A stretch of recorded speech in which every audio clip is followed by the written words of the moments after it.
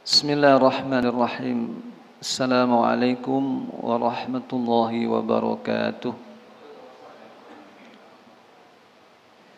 Innal hamdalillah nahmaduhu wa nasta'inuhu wa nastaghfiruh wa nastahdihi wa natubu ilaihi wa na'udzu billahi min shururi anfusina wa min sayyiati a'malina. May yahdihillahu fala mudilla lahu ومن يضلل فلا هادي له أشهد أن لا إله إلا الله وحده لا شريك له وأشهد أن محمدا عبده ورسوله لا نبي بعده اللهم صل وسلم وبارك على نبينا وإمامنا وقدوتنا وحبيبنا وشفيعنا محمد وعلى آله وصحبه والتابعين ومن تبعهم بإحسان إلى يوم القيامة. قال سبحانه وتعالى في كتابه الكريم يا أيها الذين آمنوا اتقوا الله حق تقاته ولا تموتن إلا وأنتم مسلمون. اللهم اغفر لنا ولوالدينا ولمشايخنا ولجميع المسلمين والمسلمات والمؤمنين والمؤمنات. اللهم انفعنا ما علمتنا وعلمنا بما ينفعنا وزدنا علما ينفعنا في الدنيا والآخرة. سبحانك لا علم لنا إلا ما علمتنا إنك أنت العليم الحكيم. أما بعد.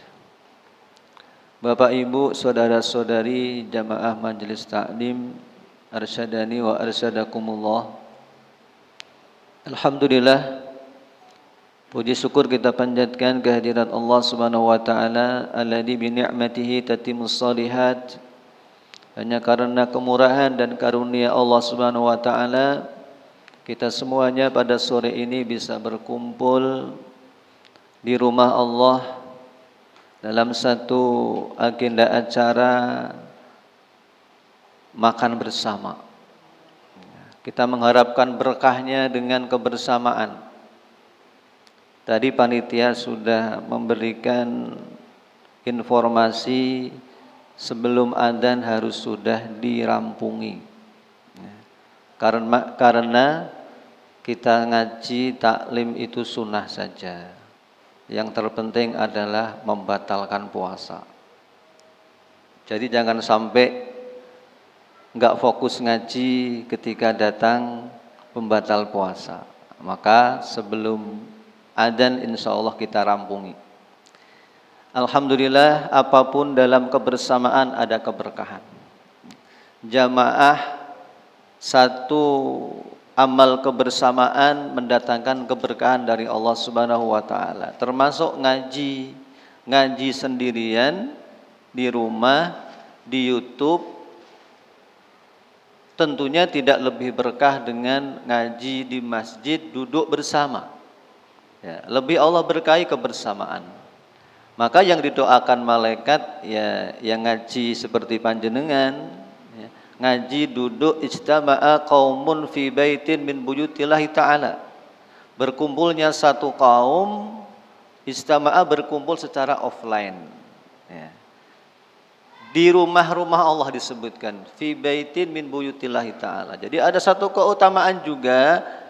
Kumpul ngaji di rumah Allah itu lebih istimewa daripada ngumpul ngajinya di hotel. Ya, tidak ada salahnya, semua baik. Tapi ada satu keutamaan ketika duduknya kita, taklimnya kita di rumah Allah. Insya Allah banyak sekali keutamaan. Allah menjanjikan sakinah di hati kita, Allah menjanjikan rahmat untuk kita, dan Allah membanggakan kita di kalangan makhluk yang lebih baik, yaitu para malaikat. Masya Allah. Apalagi ngaji kita di bulan Ramadan, tentunya nilainya berbeda dengan ngaji kita di bulan-bulan yang lain. Karena apapun bentuk amal soleh di bulan Ramadan itu lebih Allah cintai daripada di amal di bulan-bulan yang lain. Alhamdulillah, ini merupakan bagian dari bukti sayang dan cintanya Allah kepada kita. Diberikan kita ghirah, semangat untuk bertolabul ilmi, semangat untuk beramal solih, khususnya di bulan Ramadan. Bapak Ibu yang dimuliakan Allah Subhanahu wa taala, pada kesempatan sore ini ya, materi yang akan kita sampaikan lebih kepada sisi tarbiyahnya Ramadan untuk jiwa kita. Ya. Karena kalau kita renungkan lebih jauh, Ramadan ini satu bulan yang memang Allah jadikan sarana untuk peningkatan kualitas iman kita. Sebuah bentuk waktu untuk mentarbiyah kita. Tarbiyah itu apa? Tarbiyah itu adalah satu peningkatan dari bawah ke atas. Jadi kalau atas ke bawah nggak tarbiyah. Artinya dari keadaan yang tidak baik menjadi lebih baik. Maka semua bentuk tarbiyah itu arahnya adalah peningkatan. Tarbiyah dalam pendidikan, peningkatan dalam pendidikan. Tarbiyah dalam jiwa kita, bagaimana jiwa kita punya tingkatan yang lebih. Maka kalau kita perhatikan, Siam ini targetnya itu menjadi manusia yang punya tingkatan tertinggi. Ya. Kalau kita kaji lebih jauh makna la'allakum tattaqun itu prediksi yang sangat tinggi. Ya.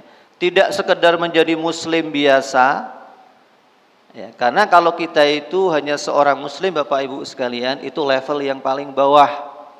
Ya. Seorang muslim itu orang yang lahirnya beramal, tapi hati kita belum beramal. Ketika orang-orang Arab Badui ngaku beriman, kata Allah, enggak, kalian belum beriman, lam tu'minu walakin qulu aslamna. Kalian belum beriman. Tapi kalian cuma Islam saja.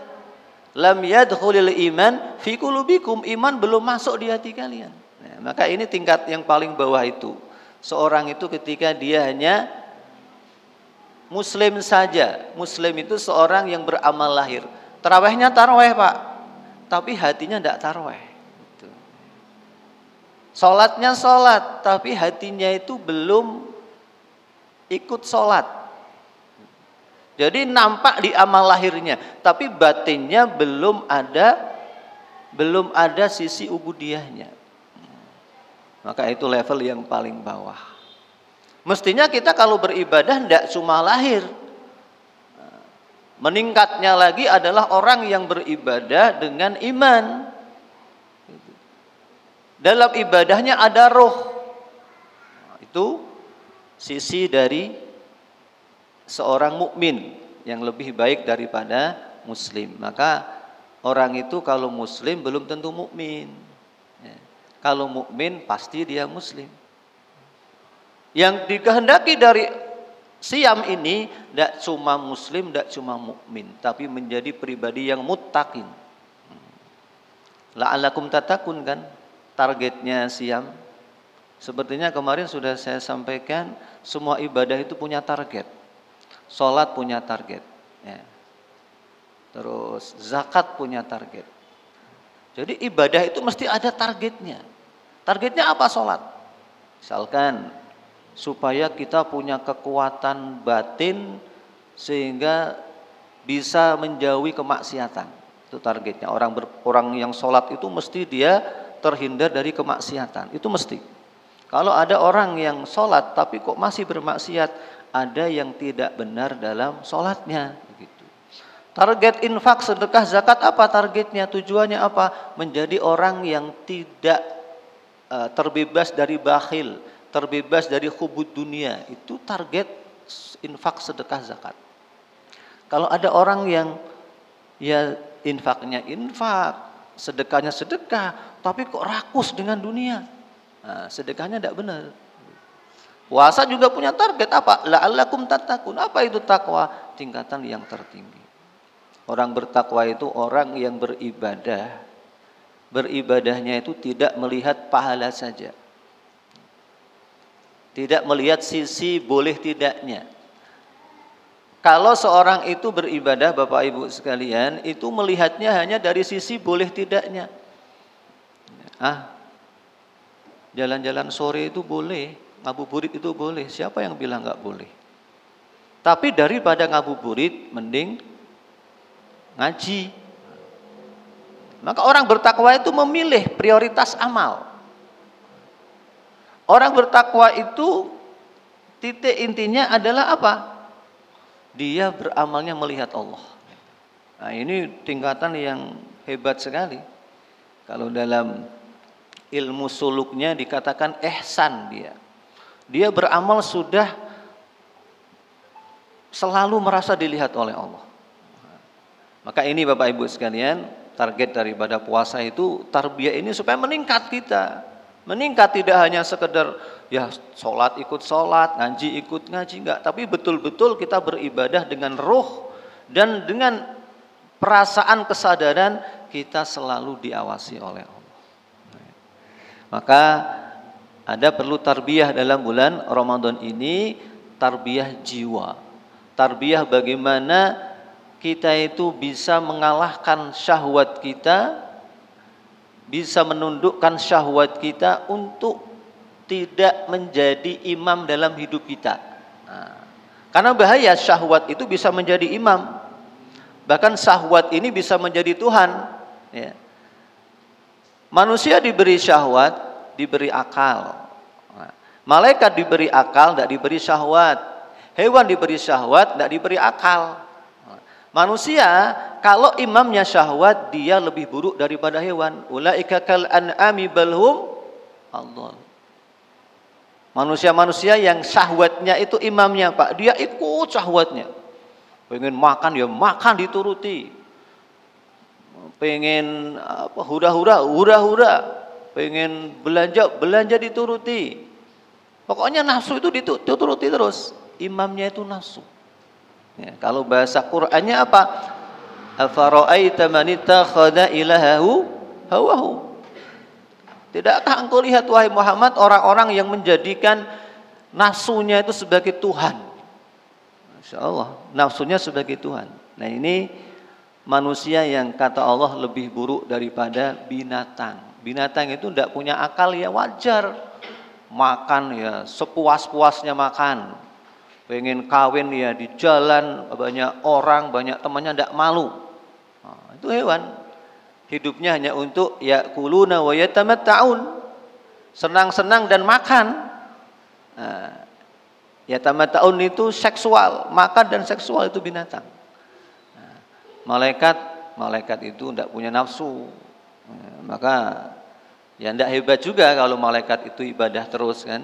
Kalau manusia itu punya akal, punya syahwat. Maka siapa yang bisa menundukkan syahwatnya dikekang, diarahkan, tunduk kepada syariat Allah, tidak menjadi imamnya, maka jaminannya fa innal jannata hiyal ma'wa. Siapa yang bisa menundukkan hawa nafsunya, surga pasti tempatnya. Nah, Bapak Ibu sekalian, kita perlu paham berarti kita itu punya musuh itu 3 ya. Yang menggelincirkan manusia itu untuk bermaksiat, melanggar syariat Allah itu 3. 1 jelas musuh kita adalah setan. Iblis itu musuh kita. Ya. Sebagaimana janji mereka bahwa iblis itu dan pasukannya akan menggelincirkan seluruh manusia ke neraka jahanam. Maka Rasul mengatakan qa'ada syaiton fi kulli turuqil khair. Setan itu selalu menghalangi duduk di setiap jalan-jalan kebaikan, Pak. Setiap jalan kebaikan mesti ada setan. Ya, mau ngaji ada setannya, ya. Mau sholat jamaah ada setannya, mau sedekah ada setannya. Ya. Tapi kalau jalan keburukan tidak ada setan, ya. Mau nonton pasar malam, karaoke, tidak ada setannya, Pak. Ya. Nggak ada yang menghalangi. Kenapa? Karena sudah kumpulnya para setan. Mau bermaksiat itu tidak ada setan yang menghalangi. Karena duduknya setan itu fi turuqil khair, di jalan-jalan kebaikan saja. Maka sunatullah kan, kita itu kalau mau beramal soleh abot, Pak, berat rasanya. Mau sholat jamaah itu kok berat sekali rasanya. Mau sholat malam, padahal yang nggak capek, tapi kok nggak tertarik. Mau ngaji taklim itu kok ada rasa ya rasa berat untuk berangkat. Nah, kalau jalan keburukan tidak ada. Ini yang pertama. Tapi Bapak Ibu sekalian, Allah itu ingin menjadikan Ramadan itu bulan tarbiyah. Maka Allah membantu kita di bulan Ramadan ini tidak ada setan. Allah alam bisawab. Maka syarah dari para ulama ketika mensyarah hadis sufidatis syayatin, pada bulan Ramadan ini setan-setan dikerangkeng. Ya. Idza jaa Ramadan futihat abwabul jannah wa khuliqat abwabun nar wa sufidatis syayatin. Kalau datang bulan Ramadan, pintu surga dibuka lebar-lebar, pintu neraka ditutup, setan-setan dirantai, dikerangkeng. Maka dulu waktu kecil saya masih ingat, kalau di luar bulan Ramadan itu lewat kuburan tidak berani, Pak. Tapi kalau Ramadan, wah ano setan, pasok ano setan. Pak Kiai ngajari dulu gitu. Yang betul itu ternyata setelah membaca hadisnya, oh ini toh setan itu dikerangkeng Ramadan. Maka dulu itu kalau ngangklang, kalau apa itu ya wani lewat kuburan. Tapi kalau enggak Ramadan, oh enggak bakal berani anak-anak itu. Keterangannya bahwa di belenggunya setan, di rantainya setan itu secara hakiki, Pak. Betul-betul setan dirantai di bulan Ramadan ini. Sehingga apa? Ya kita rasakan itu, kita itu kalau mau beramal soleh di bulan Ramadan lebih ringan. Ini napa nggih, Pak? Luwih anteng kan ngamal di bulan Ramadan. Ngaji, wah Masya Allah kalau di kampung itu tidak cuma pekanan. Tiap sore, bahkan pagi, sore, siang. Mengalahkan makan. Ngaji itu pagi, siang berdur ada, barasar ada ngaji. Semangat-semangat. Tapi kalau di luar Ramadan, belas. Semangatnya ya. Taraweh, pasang teratak. Ringan sekali kita beramal soleh. Tilawah Quran. Wallahu alam bisawab. Ya, karena sufidatis syayatin, sehingga kita itu lebih ringan, Pak, beramal di bulan Ramadan. Dibantu oleh Allah, musuh yang pertama sudah Allah kalahkan dulu. Musuh yang kedua apa? Musuh yang kedua setan manusia. Ya, setan itu ada dua, sayatinal jin wa sayatinal ins. Setan jin dan setan manusia. Min syarril waswasil khannas alladzi yuwaswisu fi sudurin nas minal jinnati wan nas. Jadi kita itu berbuat maksiat itu kalau enggak karena godaan setan jin, ya setan manusia. Nah, setan manusia itu banyak. Kadang ada di dunia maya, ada di dunia nyata. Nah, yang ngajak kita untuk maksiat, yang menghalangi kita untuk berbuat baik, kadang setan di dunia nyata. Mau taraweh, diajak temennya, kok usah taraweh, ayo pasar malam weh, Sabung Sari rame. Atau dunianya, dunia mayanya, nah, mau berangkat ngaji, mau taraweh, mau darus, nah, kalah. Sekali buka Facebook, buka Instagram, buka media sosial, tidak ta'awud dulu.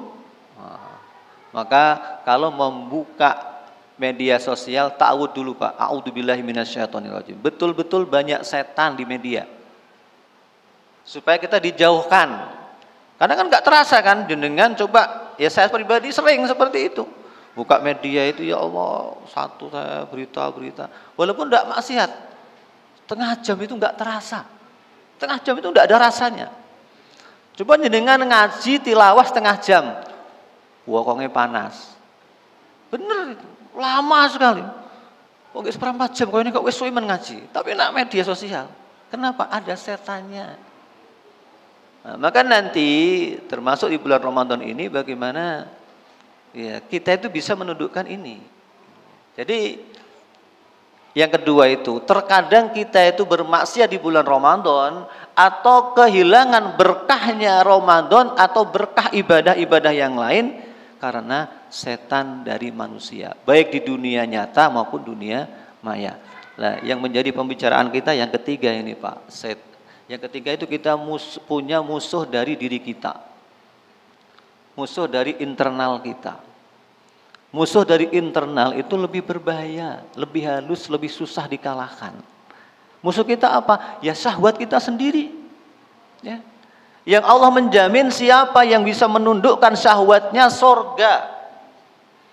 Wa amma man khafa maqama rabbih wa nahan nafsa 'anil hawa. Siapa yang takut Allah, dia tahan, dia kendalikan hawa nafsunya, surga tempatnya. Dijamin Allah itu. Tapi banyak manusia itu yang menjadikan hawa nafsunya menjadi imam Tuhannya. Nah, disinilah Bapak Ibu sekalian, Ramadan itu sarana tarbiyah kita untuk mengalahkan justru musuh dari diri kita sendiri. Maka orang bermaksiat di bulan Ramadan ini rata-rata karena maksiat syahwat. Ya, entah maksiat syahwat perut, syahwat seksual, syahwat materi. Itu maksiatnya. Tidak bisa mengendalikan hawa nafsunya Bapak Ibu sekalian. Ini yang perlu kita pahami. Jadi kita itu justru yang paling berat mengendalikan hawa nafsu kita. Sementara hawa nafsu kita itu Allah sudah mengabarkan la ammaratun bisu. Sesungguhnya hawa nafsu itu memerintahkan kita untuk berbuat keburukan. Menyeretnya itu kepada keburukan. Hawa nafsu itu selalu mengajak kita untuk nyantai, Pak. Coba kira-kira kalau kita suruh milih datang ngaji duduk di masjid ini 1 jam sama jalan-jalan sore, pilih mana Pak nafsunya? Ya pilih jalan-jalan. Duduk ngaji dengarkan ceramah ustadz, baca hadis, baca Quran, baca kitab, sama duduk nonton TV. Syahwatnya pilih mana? Nonton TV. Taraweh ya, sama ngopi udut di pos kampling. Ya enak udut di pos kampling, tengok jagongan ngobrol. Nah disinilah ya tarbiyah Ramadan Bapak Ibu sekalian. Syahwat kita itu ngajaknya kepada keburukan. Makanya ya Rasulullah menyampaikan bahwa pagernya neraka itu yang disukai syahwat. Pagernya surga itu yang tidak disukai syahwat. Apapun yang menuju surga itu mesti bertentangan dengan syahwat. Mesti bertentangan dengan syahwat. Apapun yang menuju ke neraka itu mesti disukai syahwat. Maka untuk bermaksiat nggak usah perlu niat Pak. Kita nggak usah niat saja sudah bisa maksiat. Tapi untuk berbuat baik, sudah niat pun kadang nggak kesampaian. Sudah niat pun nggak kesampaian. Ramadan pokoknya saya harus bisa baca Quran 2 juz sehari. Sudah niat bulat. Pagi sore harus ada waktu. Sampai hari hanya nggak bisa. Nah, kalah dengan nafsunya. Ternyata hari hanya ya ini itu kesana kemari, media sosialnya nggak kesampaian padahal sudah punya niat bulat. Maka disinilah letaknya bahwa kita itu punya musuh dari syahwat kita. Bapak Ibu sekalian yang dimuliakan Allah Subhanahu wa taala. Maka bagaimana ya tarbiyatun nafs? Kita mentarbiyah nafsu kita ini supaya nafsu kita ini arahnya itu meningkat nanti pasca Ramadan. Bagaimana Ramadan ini betul-betul menjadi Ramadan bulan yang kita itu bisa membiasakan syahwat untuk tunduk kepada syariatnya Allah. Maka amal yang saya sebutkan kemarin itu amal yang disepakati ulama untuk sarana mentarbiyah kita, mentarbiyah syahwat kita. Ya. Satu ya seperti sholat tarwih misalkan. Ya. Sebelum saya sebutkan sholat tarawih, saya ingatkan kembali, apapun itu amal yang lebih Allah cintai mesti yang wajib dulu. Jangan sampai jenengan fokus tarawih, sholat 5 waktunya ndak fokus. Ya. Jangan sampai tarawihnya rutin, ndak pernah absen, 5 waktunya malah sering absen. Nah ini namanya apa? Amalnya pincang. Ya. Apapun amal itu yang utama, yang paling afdol, yang paling Allah cintai tetap yang wajib dulu. Ya. Tapi memang di bulan Ramadan ini ada spesial tarbiyah dalam sholat, sehingga sholat malam di bulan Ramadan itu sholatnya spesial. Sholatnya spesial. Kenapa spesial? Karena ya ulama sepakat bahwa tidak dibenarkan ada batasan. Ya. Sholat tarawih di bulan Ramadan itu mestinya kita itu tidak meributkan jumlah rakaat, tapi yang kita ributkan adalah frekuensinya. Maka kalau bisa, ya ini para takmir punya frekuensi sholat. Kita mau sholat berapa jam? Ditawari jamaahnya. Nggak usah rakaat, mau sholat berapa jam. Tapi memang ya sholat itu dilihat kondisi makmumnya. Baik juga masjid mengadakan beberapa pola sholat tarawih. Diumumkan nanti di masjid RSI, siapa yang tarawihnya pengen 1/4 jam, sholat di tarawih kloter pertama. Sholatnya cuma 1/4 jam, Pak. Bisa enggak? Bisa. Sholat 8 rakaat 1/4 jam bisa. Dengan kadar sholat yang minimalis sekali. Baca Fatihah tok, sunnah enggak usah dibaca. Rukuk sujud sekali bacaan tok. Ya, kira-kira 3 menit 2 rakaat. Tapi bagi yang siapa yang pengen lebih panjang, mungkin 1 jam sholatnya, tetap 8 rakaat. Nah, tapi bacaannya 1 rakaatnya 1 halaman, 2 halaman. Nah ini kebiasaan seperti ini sudah masyhur di Timur Tengah. Banyak masjid-masjid yang memang menawari jamaah. Jadi jamaah itu sudah sesuai dengan kemampuan masing-masing. Wah saya ini sudah sepuh, tarawihnya tak ikut yang 1/2 jam saja. Anak-anak muda tarawih kok 1/2 jam, terlalu ringan saya. Mau yang 2 jam. Ada yang tarawihnya mau 5 jam, boleh. Atau tarawihnya mau kayak Temboro, rampung jam 3 malam. Ba'das Isya mulai jam 3 malam rampung. Insyaallah Pak. Jadi intinya itu apa? Tarbiyatun nafasnya itu bagaimana sholat itu bisa menjadi satu kebiasaan. Dan seorang sholat itu menjadi betul-betul lidzikri, untuk mengingat Allah. Tarbiyatun nafasnya itu yang dikehendaki dari tarawih. Sehingga kalau kita baca sejarahnya tarawih pun disebutkan oleh Al-Imam Ibnu Taimiyah dalam Majmu' Fatawanya, tidak usah ada batasan. Siapa yang membatasi ada batasan tarawih, dia telah keliru, kata beliau. Kenapa? Fokusnya pada frekuensinya, berapa lama. Nah ini Bapak Ibu sekalian, maka yang menjadi titik kita itu bagaimana sholat itu menjadi sarana kita untuk menikmati. Artinya apa? Sholat itu kan bertingkat-tingkat.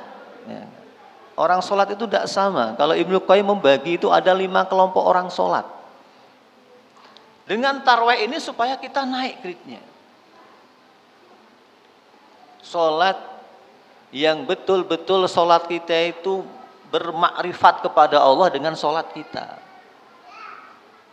Sholat yang semoga kita bisa merasakan sholatnya Rasulullah. Rasulullah itu seandainya ditawari untuk piknik sama sholat, pilih sholat.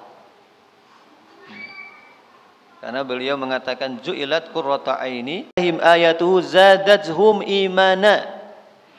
Orang beriman itu siapa? Orang beriman itu adalah seorang yang apabila disebut Allah itu ada rasa, Pak. Hati itu ada rasa. Wajilat qulubuhum. Ada rasa itu apa sih? Ya seneng gitu. Tanda cinta, tanda mahabbatullah itu disebut Allah, hati kita itu deg-degan. Itu tanda cinta. Disebut nama Allah itu ada, ya Allah, krek gitu. Ada wajilat, namanya ada perasaan. Salat itu isinya menyebut Allah. Aqimis sholata lidzikri. Salat itu intinya untuk mengingat Allah. Lah bagaimana tarbiyah kita mengarahkan jiwa kita untuk selalu menikmati bersamaan dengan Allah? Tidak mungkin tercapai kalau, ya mohon maaf, sholat kita itu hanya ngejar rakaat misalkan. Sholat kita tidak ada rasanya, tidak akan tercapai. Maka kita biasakan bagaimana sholat itu ketika takbir, hayati takbir. Ketika rukuk, nikmati rukuk, Pak. Sholat itu jenengan nggak baca saja, menikmati gerakan itu nikmat. Rukuk rasakan bahwa jenengan tunduk di hadapan Allah. Sujud rasakan bahwa jenengan sujud menempelkan kening di tanah itu di hadapan Allah. Apalagi ditambah dengan bacaan-bacaan yang kita hayati. Maka Bapak Ibu sekalian, tidak akan pernah tercapai as-sholatu lidzikri, salat untuk mengingat Allah, kalau di dalam hati kita itu masih bercokol syahwat-syahwat dunia. Ya. Tidak akan, artinya kita itu bisa merasakan nikmatnya ibadah salat sebagaimana orang-orang soleh sebelum kita menikmati ibadah salat, kalau hati kita isinya syahwat, Pak. Maka sholat khusyuk itu tidak bisa dilatih. Ya. Kalau ada pelatihan sholat khusyuk itu hanya teori. Karena sholat itu intinya hati kepada Allah. Ya. Hati yang bersih bisa sholat khusyuk. Maka intinya apa? Syahwat-syahwat di hati kita keluarkan. Baru sholat akan ada rasanya. Mohon maaf, kita muhasabah, karena tarbiyah yang dikehendaki dengan Ramadan ini, itu hati itu bisa merasakan nikmat dalam ibadah, terutama sholat. Coba kalau selama ini kok kita sholat tidak merasakan nikmatnya sholat, muhasabah, Pak. Muhasabah ibu-ibu, ada syahwat apa di hati kita sampai tidak bisa merasakan nikmatnya sholat. Soalnya para ulama mengatakan, kenali hati kalian dalam 3 perkara. 1 dalam sholat, 2 dalam tilawah Quran, 3 dalam zikrullah. Kalau dalam 3 hal ini kalian tidak merasakan kenikmatan, maknanya hati kita bermasalah. Ada masalah di hati kita.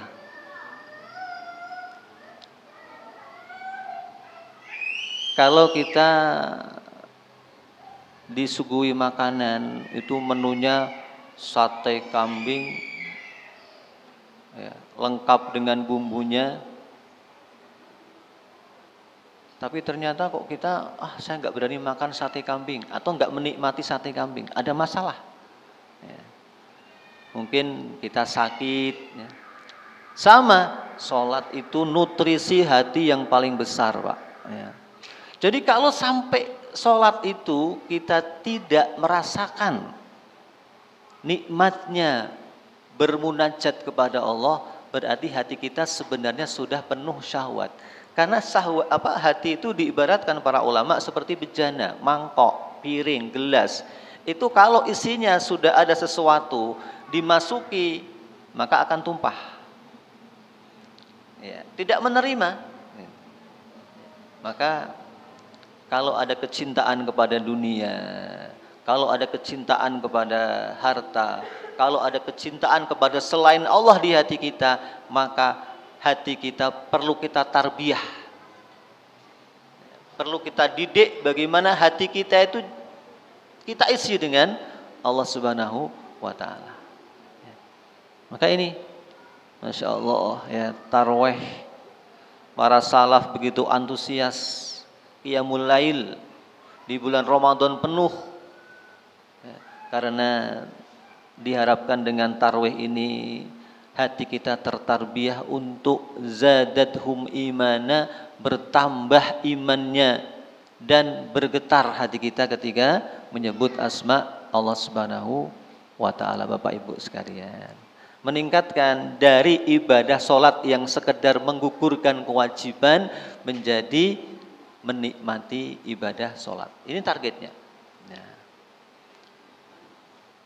jadi tanpa kita latih jiwa kita untuk menikmati dzikrullah, maka ya, kita akan tidak bisa menikmati manisnya dzikrullah, terutama dalam ibadah sholat tadi. Nah, ini Bapak Ibu sekalian.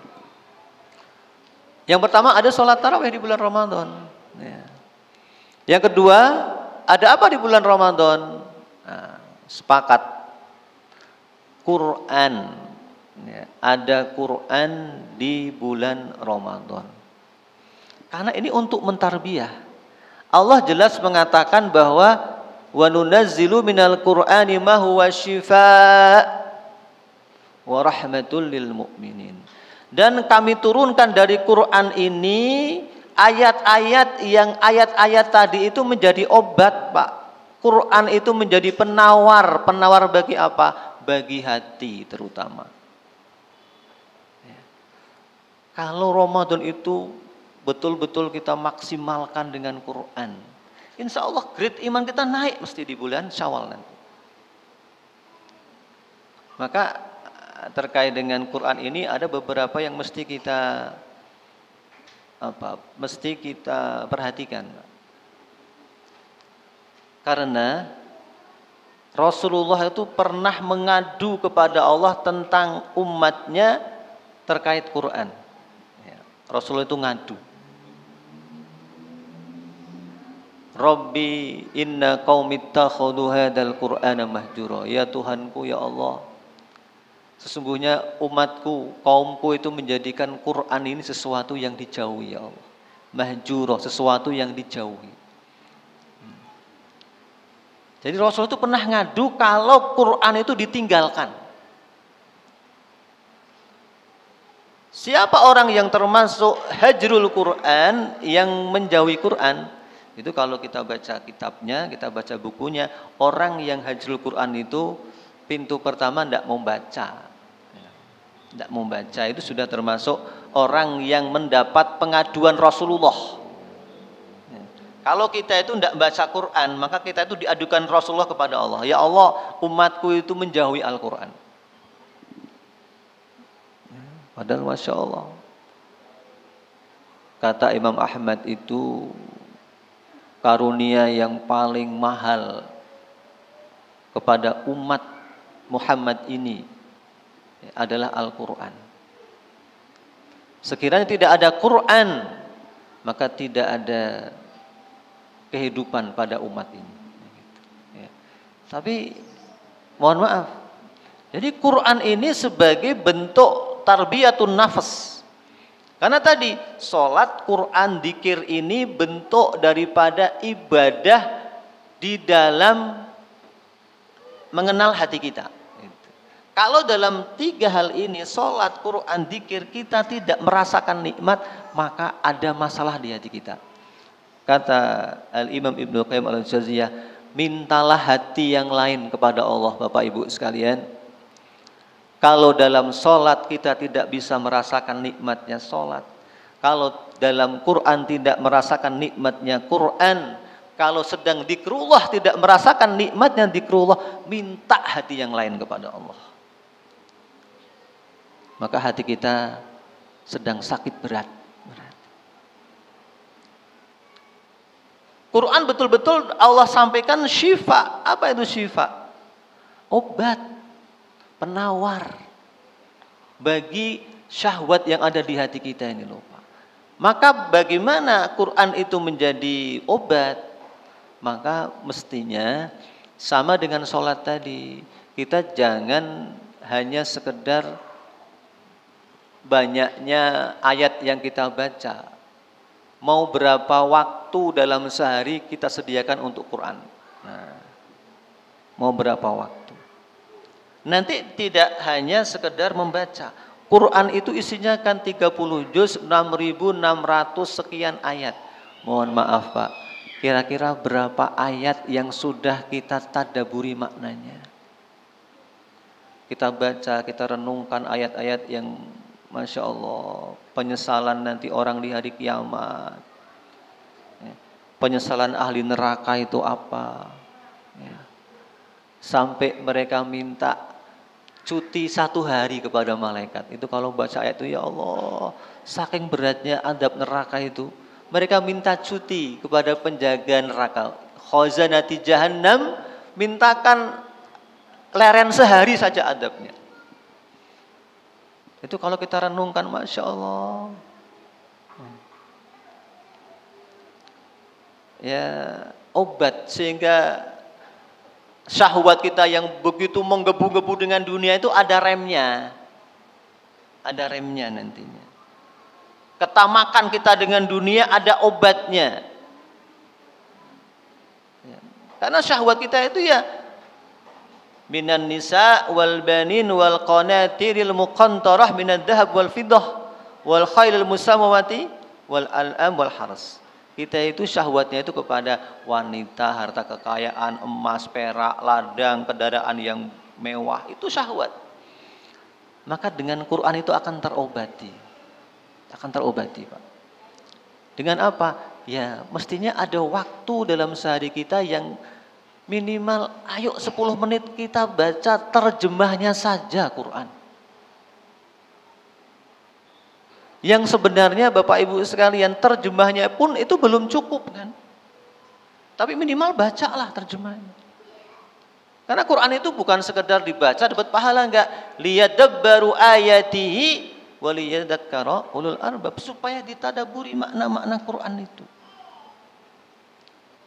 Kita doa minta ihdinas siratal mustaqim 17 kali. Siratal mustaqim itu ya Quran. Rambu-rambunya Quran. Maka Masya Allah berapa yang sudah kita tahu dari 6.600 sekian ayat yang sudah kita baca. Kalau dulu orang-orang soleh sebelum kita, kalau para sahabat dulu menanti-nanti turunnya Al-Quran. Ya Allah, kapan turun Quran? Menanti. Sehingga ketika Rasulullah meninggal, itu yang disedihkan sahabat Abu Bakar bukan meninggalnya Rasulullah alaihissalatu wassalam, karena beliau meninggal sudah ajal. Yang menjadikan beliau menangis, yang menjadikan Aisyah menangis, yang menjadikan sahabat-sahabat senior nangis itu kenapa? Berarti dengan meninggalnya Rasulullah alaihissalatu wassalam terputuslah Quran. Tapi seakan-akan kita sekarang Quran itu barang yang biasa saja, tidak begitu penting, tidak begitu berharga. Ya sekedar punya Quran di rumah. Padahal Al-Quran itu dari Lauhil Mahfuz diturunkan oleh Allah Subhanahu wa taala dengan kemuliaannya. Seandainya diturunkan kepada gunung saja hancur gunung, Pak. Coba kita renungkan. Allah itu mengibaratkan kalau Quran ini turun kepada gunung, hancur gunung. Kok kita merasa biasa dengan Quran? Maka tarbiyah yang dikehendaki di bulan Ramadan ini Quran, Quran dan Quran. Kalau yang selama ini kita tidak sempat buka Quran, ayo Quran kita buka di bulan Ramadan ini. Kalau mungkin selama ini kita masih belum mau tahu tentang isi Quran, ayo mulai Ramadan ini kita baca terjemahnya Quran. Siapa yang ibaratnya kok Ustadz saya tidak bisa beli Quran terjemah, datang ke tempat saya. Banyak Quran wakaf. terjemah-terjemah. Dibaca, insya Allah dengan itu Pak, dengan itu Allah akan berikan petunjuk kepada kita, insya Allah. Allah berikan kelembutan hati dengan kita mau mentadaburi Quran. Maka ini tarbiyah yang kedua, maka tidak ada sejarahnya orang-orang soleh sebelum kita yang di bulan Ramadan tidak mentarbiyah jiwanya dengan Al-Quran. Jadi sekali lagi, nafas kita. Tadi kita yang ketiga punya musuh hawa nafsu. Dan ini yang paling berat musuh kita itu. Maka untuk menundukkan, ya, mengendalikan musuh daripada syahwat kita ini dengan apa? Dengan sholat dan Al-Quran. Nah, ini tarbiyatun nafas yang mudah-mudahan Bapak Ibu sekalian, nanti kita muhasabah pasca Ramadan ini, coba kita muhasabah dua amal ini, sholat dan Quran ini bisa menjadi sarana untuk mensucikan jiwa kita enggak? Kalau dalam sholat dan Quran kok ternyata jiwa kita tidak suci, ada yang bermasalah dalam dua hal ini. Itu saya. Ya, ini masih banyak nanti kalau terkait tazkiyatun tarbiyatun nafas itu banyak sekali amalnya nanti. Bahkan semua amal soleh itu menjadi tarbiyatun nafas kan. Tapi dua amal ini itu mestinya menjadi titik tumpu pondasi amal kita untuk mentarbiyah, mendidik jiwa kita. Salat, Quran. Tingkatkan terus.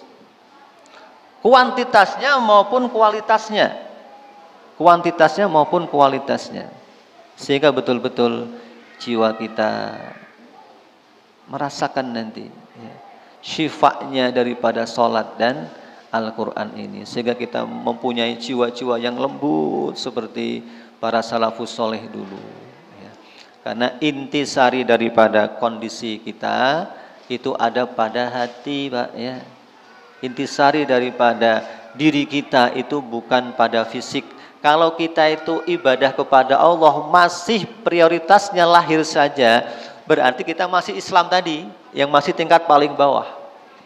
Ya. Lah Ramadan ini intinya mentarbiyah kita untuk supaya kita itu beribadah kepada Allah dengan hati. Ya, maka akan naik kita menjadi seorang yang muttaqin. Ya, salat kita dengan hati, zikir kita dengan hati, kita baca tasbih subhanallah, subhanallah, takbir Allahu Akbar. Kita sholat, mengangkat tangan Allahu Akbar. Kalau dengan hati insya Allah. Alhamdulillah, terakhir satu ucapan dari seorang ulama ahli tafsir. Maril qulubi laddatun wala sururun tamatan illa bima'rifatullah wa taqarrub ilaihi. Tidak ada sesuatu yang paling nikmat dan yang paling menenteramkan bagi hati selain daripada zikrullah, taqarrub kepada Allah, mendekatkan diri kepada Allah Subhanahu wa taala.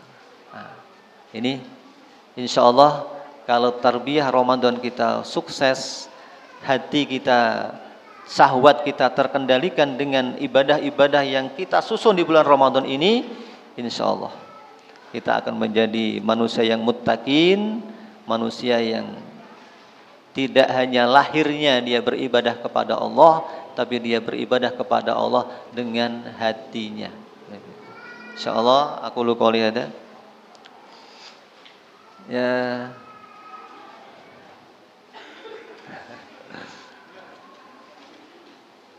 Sudah terhidangkan makanan. Biasanya tadi katanya enggak fokus kalau sudah ada makanan. Sudah melirik apa sih isinya? Oh, sambal goreng. Materinya lupa akhirnya. Nah, apa? Mungkin ada pertanyaan, masih ada waktu. Sambil menunggu buka puasa.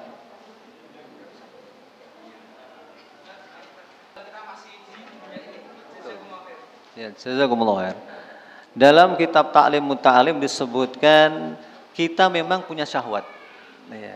Maka apa ciri syahwat kita ini terkalahkan atau kita bisa mengendalikan syahwat itu, apa karakternya? Dua hal, lihat ya, dua hal disebutkan dalam kitab Ta'limut Ta'lim. Ketika dunia jenengan, ya, jenengan punya mobil, punya rumah, punya istri, itu syahwat semua itu. Bohong kalau misalkan, wah saya sudah nggak suka mobil, berarti bukan manusia itu. Apalagi saya nggak suka wanita, wah berarti bermasalah. Itu sudah sunatullah. Maka lihat, syahwat ini termasuk menjadi apa, bisa kita tundukkan satu ketika tidak masuk dalam sholat kita. Kebetulan ya, ini ada di dalam bab tahsilil ilmi, ya. Bab tahsilil ilmi, bab waktu tahsilil ilmi. Bagaimana kita itu untuk menghasilkan ilmu, itu dibahas di situ. Termasuk dunia itu penghalang ilmu. Maka di sini kaitannya dengan syahwat. Jenengan itu punya mobil, punya kendaraan, punya pekerjaan. Kalau hal-hal tadi itu kok sering masuk ke sholat jenengan, berarti itu mengalahkan, ya, mobil tadi menjadi syahwat buat jenengan. Karena orang-orang soleh dulu itu tidak sampai mengalahkan ibadahnya. Syahwat-syahwat tadi tidak masuk merusak daripada ibadahnya. Itu karakter pertama. Tetap ketika jenengan sholat tidak terkalahkan dengan saya masih ngurusi bisnis, sholatnya nanti. Ketika sholat, mobil saya baru ya, ini di garasi ada yang nyuri enggak ya? Istri saya baru ya, ini ada yang nyuri enggak ya? Kalau sampai masuk ke sholat itu dikatakan berarti syahwat itu sudah masuk ke hati kita. Padahal seharusnya kita kendalikan syahwat tadi. Artinya terus bukan kita nggak punya syahwat, enggak.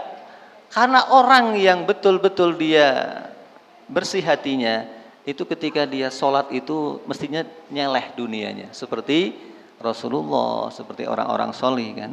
Nah, itu yang pertama. Yang kedua, lihat pada prioritas ibadah keseharian kita.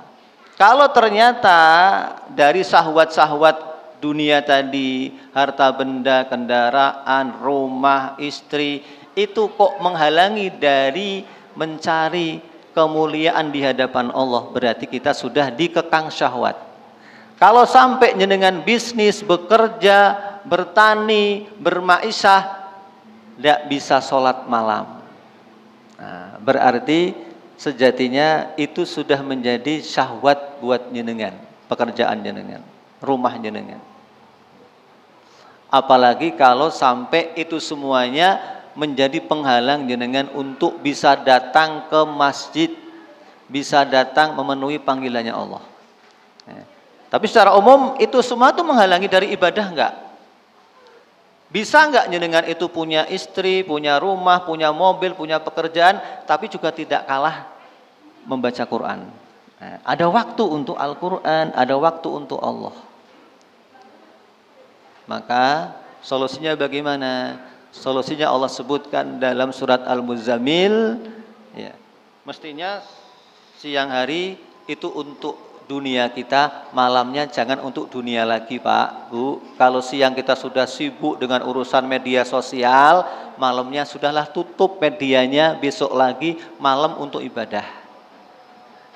Inna laka fin nahari sabhan tawila, kata Allah, kamu itu di waktu siang sudah banyak aktivitas.